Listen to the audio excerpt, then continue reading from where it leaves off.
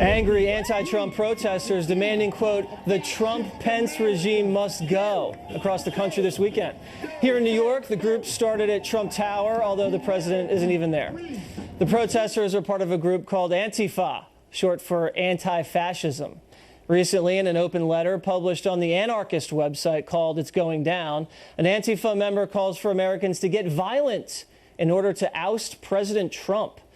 The author writes, it is time for liberals and progressives to lose their illusions about the anarchist movement and our tactics because, quite frankly, you have no one else willing to fight for you. Kevin, who doesn't want to give his last name, represents the Antifa branch of Boston, claims he wrote that letter. He joins me now via Skype. So, Kevin, why don't you want us to use your last name? What are you afraid of? You see what happened with CNN? They basically doxed that guy that made that GIF. So you're afraid if your name is out there, people are going to come to your house? Of course. Okay. Just let me ask you something quickly, because you told this to our producer. You said, if violence is what it takes to bring about our goals, so be it. What do you mean by that? Okay, you're kind of taking my words out of context there. Well, what did you say? Just a second now, you claimed that I'm promoting violence. We only want violence in self-defense from aggression by these racists and xenophobes that come and attack us at our peaceful protests. Who's been attacking you guys? Racists, mostly. They're racist. Klan members have been attacking you guys? Right-wing Trump supporters. Klan members fall under that category. Okay, so how do you know they're racist if they're Trump supporters? Because Trump himself is racist. He started his campaign on racism. Yeah, because we're looking at some video right now. I don't know if you can see it, but we don't see a lot of hand-to-hand comment. We just see a lot of your crew smashing windows and lighting things on fire. How is that self-defense?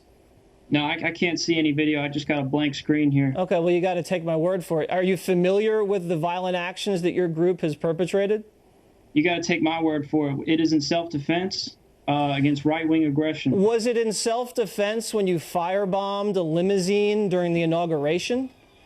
Yes. Okay, because the owner of the limousine is a Muslim immigrant. Were you aware of that? Well, you know, a lot of violence committed by so-called Antifa members is actually committed by these right-wingers who basically seek to make us look bad. Okay, so the Muslim immigrant who owned the limo that was firebombed was trying to make you look bad how? I don't think he's the one that firebombed it. It's these right-wing infiltrators. You see it all the time, all over the internet. So that There's wasn't these you so-called guys. Antifa groups that have been What about when an Antifa member stabbed a police horse in the neck with a knife? Was the horse a racist Trump supporter? Yes. So the horse... I didn't know horses could vote. You see, the horse is a tool of the police, and the police... under the Trump administration, have been increasingly intolerant, militarized, racist, and xenophobic. You see it all the time. There have been so many cases of unarmed black men and women, our fellow POCs, that have been attacked, shot, and killed by these racist policemen and policewomen under the Trump administration. They kill. I think the police are actually trying to protect the safety of the citizens that you guys are causing mayhem in front of, but that's besides the point. Why can't you guys peacefully protest like Gandhi or Martin Luther King?